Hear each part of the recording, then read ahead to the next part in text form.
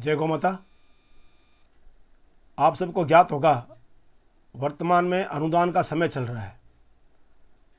वर्तमान राज्य सरकार ने जो हमारा अप्रैल मई जून जुलाई का अनुदान था वो भी अभी तक बांटा जा रहा है। बहुत से ज़िलों में अभी तक अनुदान बंटा भी नहीं है, कई ज़िलों में तो बिल भी नहीं मांगे।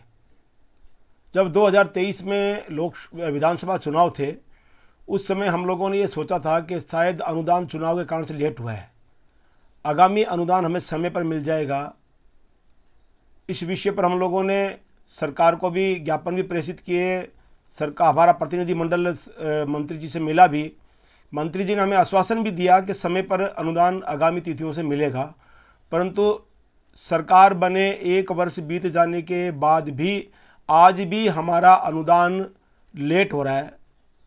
उसका कारण सरकार है, प्रशासन है, विभागीय गलतियाँ हैं, क्या है वो तो सरकार या सरकार से संबंधित विभाग अथवा उनके जो कर्मचारी है वो जाने। पर गौशालाओं के साथ विडंबना ये है कि हम लोग एक सुर में ये बात नहीं कह पा रहे हैं।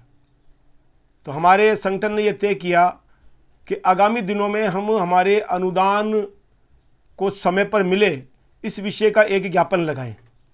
आज दिनांक 12 मार्च हो चुकी है, परंतु अभी तक राज्य सरकार ने नवंबर से 31 मार्च तक के अनुदान का आवेदन के आदेश भी पारित नहीं किए। और जब हमने प्रयास किया कि राज्य सरकार, पिछली बार जब राज्य सरकार ने विकलांग गौवंश नंदीशाला के लिए जो अनुदान मिलना था दिसंबर में उसके आदेश जारी किए। हमारे संगठन के प्रयास से अभी जाके फरवरी में ये आदेश जारी हुए हैं कि विकलांग गौवंश के अनुदान के लिए अप्लाई किया जाए, जिसकी अंतिम तारीख 14 है। उसके लिए भी मैं आप सबसे आशा करूंगा कि आप अतिशीघ्र उसमें भी आवेदन करेंगे।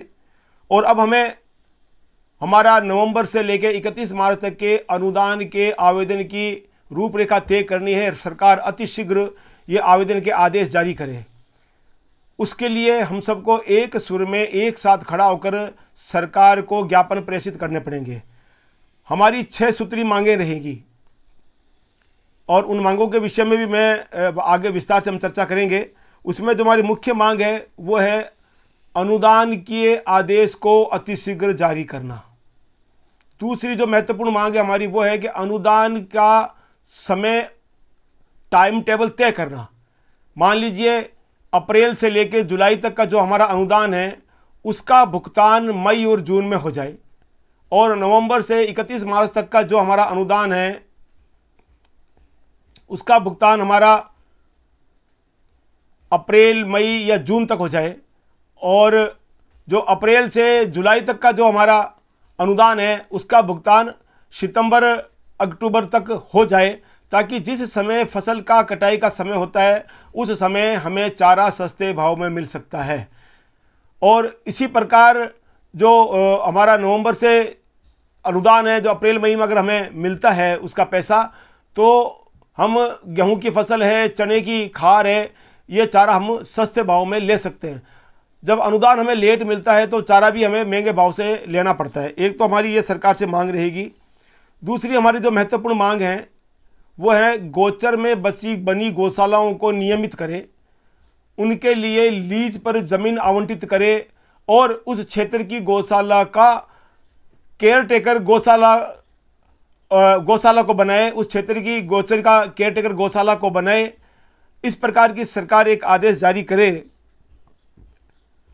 हमारे संगठन ने माननीय हाईकोर्ट में पानी के लिए अपील की थी, और हाईकोर्ट के आदेश पर पिछली बार एक आदेश जारी हुआ था कि गौशालाओं को ट्यूबवेल के लिए आवेदन मांगे थे, पर उस पर अभी तक कोई कार्रवाई नहीं हुई। तो सरकार गौशालाओं में पानी की आपूर्ति के लिए भी तुरंत प्रभाव से कार्य करे, क्योंकि मई जून का समय आने वाला है, भीषण गर्मी पड़ेगी, पश्चिमी राजस्थान के अंदर नहरबंदी भी रहेगी, इसलिए पानी की किल्लत रहेगी। अतिशीघ्र सरकार इस पर निर्णय लेवे। पिछली भाजपा सरकार ने गौशालाओं में विद्युत कनेक्शन पर 50% छूट दी थी बिलों में, और उस छूट को इससे पिछली जो सरकार थी कांग्रेस की, उसने भी उस बिल की छूट को मान्य रखा, परंतु वर्तमान में उस बिल की छूट का कोई लाभ गौशालाओं को नहीं मिल रहा है। तो मेरा माननीय मुख्यमंत्री जी से, सरकार से निवेदन है कि राज्य सरकार गौशालाओं के बिजली बिलों में 50% की छूट को तुरंत प्रभाव से लागू करें। वह हमारा एक विशेष निवेदन रहेगा और हमने हमारे ज्ञापन में भी प्रेषित किया था कि पशु के आहार और चारा दोनों को आवश्यक वस्तु अधिनियम और खाद्य वस्तु अधिनियम में के अंतर्गत ही रखा जाए, ताकि इसकी जमाखोरी बंद हो। जगह जगह स्टॉकिस्टों ने चारे के स्टॉक कर लेते हैं, फिर महंगे भाव से उसको बेचते हैं, और ये चारा भट्टों में, ईंट फैक्ट्रियों में, गिट्टी फैक्ट्रियों में जलने के लिए जाता है। इससे गौशालाओं के निमित्त जो चारा है उस चारे के भाव बढ़ जाते हैं, और ये पशु का जो चारा है उसका गोपालक को भी दिक्कत है और गौशालाओं को भी दिक्कत है। तो सरकार अतिशीघ्र इस पर भी चिंता करे और इसको सरकार अतिशीघ्र रोक लगाए और हमारे पशुओं के गोपालक के चारे को आवश्यक वस्तु अधिनियम और खाद्य वस्तु अधिनियम के अंतर्गत इसको लेवे। ये ऐसे 6 बिंदु हैं जो हम लोगों ने तय किए हैं। 17 तारीख या 18 तारीख को हम लोग पूरे राजस्थान में ज्ञापन लगाएंगे, और उस ज्ञापन के साथ में मेरा आप सबसे निवेदन रहेगा, कोई स्थानीय मुद्दा आपका हो गौशालाओं का, उस स्थानीय मुद्दे पर भी गौशालाएं एक 7वां बिंदु रखें और अपने अपने क्षेत्र की समस्याएं उसमें लिखकर भेजें। हम ये ज्ञापन 17 या 18 तारीख को पूरे राजस्थान में लगाएंगे।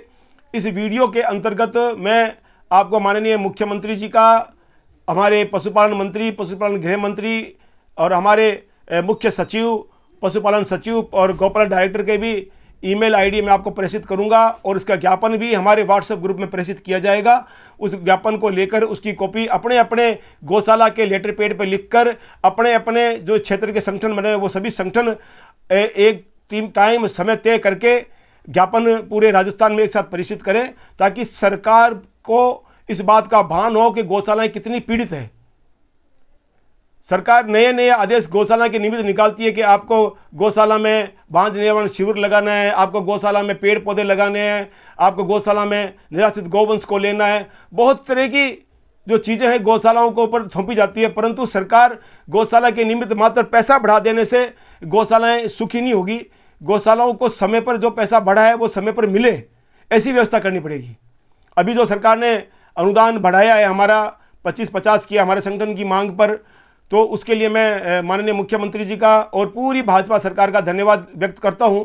आपने पिछली बार 22 और 44 किया, इस बार 25-50 कर दिया। मेरा यह मानना है 25-50 का अनुदान अगले नवंबर से हमें मिलेगा, और इस बार का जो अनुदान है हमारा नवंबर से, यह अनुदान हमें नवंबर और अप्रैल का जो अनुदान है, ये दोनों अनुदान हमें 22 और 44 से मिलेंगे। तो आप सभी अतिशीघ्र इस विषय को आगे बढ़ाएं, और 17 या 18 तारीख को पूरे राजस्थान में एक साथ हम लोग ज्ञापन लगाएंगे, और सभी गौशालाएं अपने अपने लेटर पैड पर लिखकर माननीय मुख्यमंत्री जी को, गौपालन मंत्री जी को पत्र प्रेषित करें। आप सभी इस विषय को भी आगे बढ़ाएं, मेरे इस वीडियो को सभी गौशालाओं तक प्रेषित करें। आपका बहुत बहुत धन्यवाद। जय गौ माता।